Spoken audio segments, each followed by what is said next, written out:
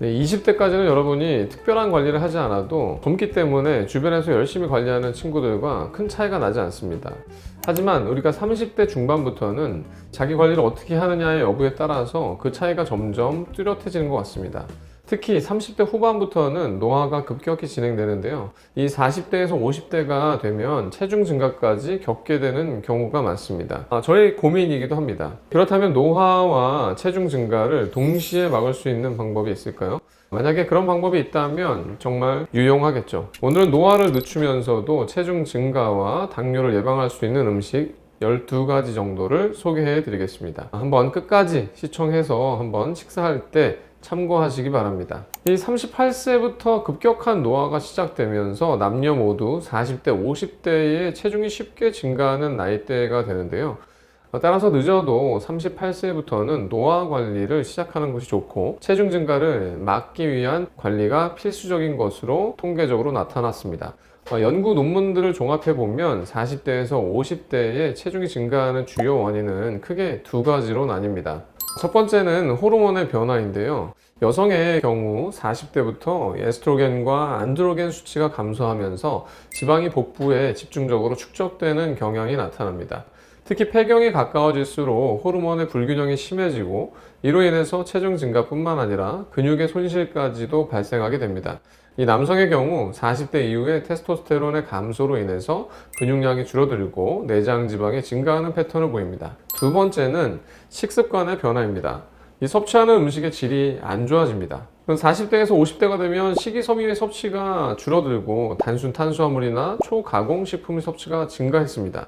결국에 40대부터 시작되는 호르몬의 변화와 식습관의 변화가 체중 증가를 초래할 뿐만 아니라 심혈관의 질환의 위험성을 높이고 당뇨병의 발생 위험을 최대 3배까지도 증가시키는 결과로 이어집니다. 저도 이 논문을 보고서 곰곰이 생각해 봤는데요. 왜 40대에서 50대가 되면 식이의 섭취가 습관들이 더 안 좋아질까?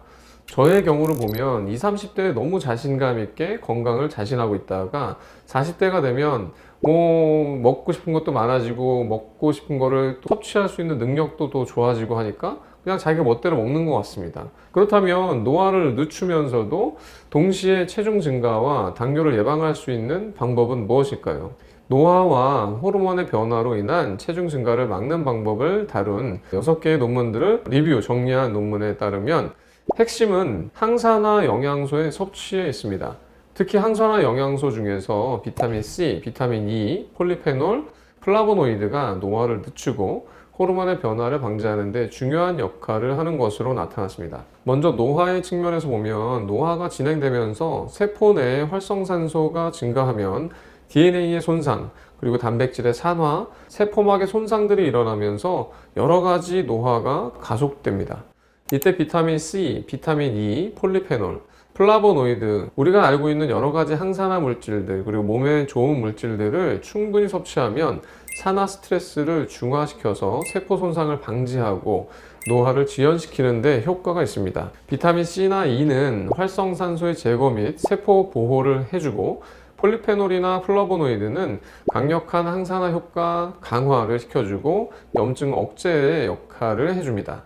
다음으로 호르몬 측면에서 보면 비타민 C나 E, 폴리페놀, 플라보노이드 등은 이 에스트로겐이나 안드로겐, 테스토스테론의 감소 속도를 늦추거나 보호해주는 역할을 할 수도 있습니다. 특히 폴리페놀과 플라보노이드는 이 폐경기의 증상을 완화시키는 데 효과적이면서 호르몬의 균형을 유지하고 체지방의 축적을 줄이고 신진대사를 활성화시키는 데에도 도움을 줄 수 있습니다.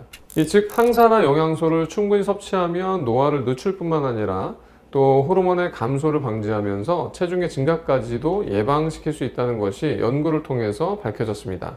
그렇다면 어떤 음식들이 이런 4가지의 항산화 영양소를 풍부하게 할 수 있을까요? 12가지의 음식을 한번 알려드릴까 하는데요. 첫 번째, 시금치, 깻잎, 미나리와 같은 이 나물의 무침입니다. 녹색 채소에는 비타민 C, 폴리페놀, 플라보노이드가 풍부하게 들어있는데요. 이 성분들은 항산화 효과를 높여주어서 노화를 예방하고 염증을 줄이는 데 도움이 됩니다. 두 번째, 피망과 파프리카인데요. 피망과 파프리카는 레몬보다 비타민C 함량이 높을 정도로 강력한 항산화 식품입니다. 특히 케르세틴과 루테올린과 같은 이 플라보노이드 성분들이 풍부해서 면역력의 강화, 또 혈관의 건강 유지, 피부 보호에도 좋습니다. 브로콜리는 세포를 보호해주고 건강한 신체 기능을 유지하는 데 도움이 됩니다. 다음은 두부와 부추를 넣은 청국장찌개인데요. 청국장은 장 건강과 항산화 효과, 여성 호르몬의 균형 유지에 도움이 되는 대표적인 발효식품입니다. 다음은 된장이나 두부, 또 버섯을 넣은 된장찌개인데요. 청국장이랑 비슷하겠지만 된장찌개는 비타민 C와 비타민 E, 폴리페놀, 플라보노이드 등의 모든 풍부한 성분이 같이 들어있는 음식이라고 합니다. 다음은 가지 볶음입니다. 가지에는 비타민 C와 안토시아닌이라고 하는 강력한 항산화 폴리페놀이 풍부하게 들어있습니다. 다음은 깻잎인데요. 염증을 억제해주고 면역력을 강화시키고 호르몬의 균형을 유지하는 데 도움이 될 수 있습니다. 다음은 제가 아주 좋아하는 블루베리인데요. 블루베리는 비타민 C, 또 폴리페놀 성분인 안토시아닌이나 레스베라스톨이 풍부합니다.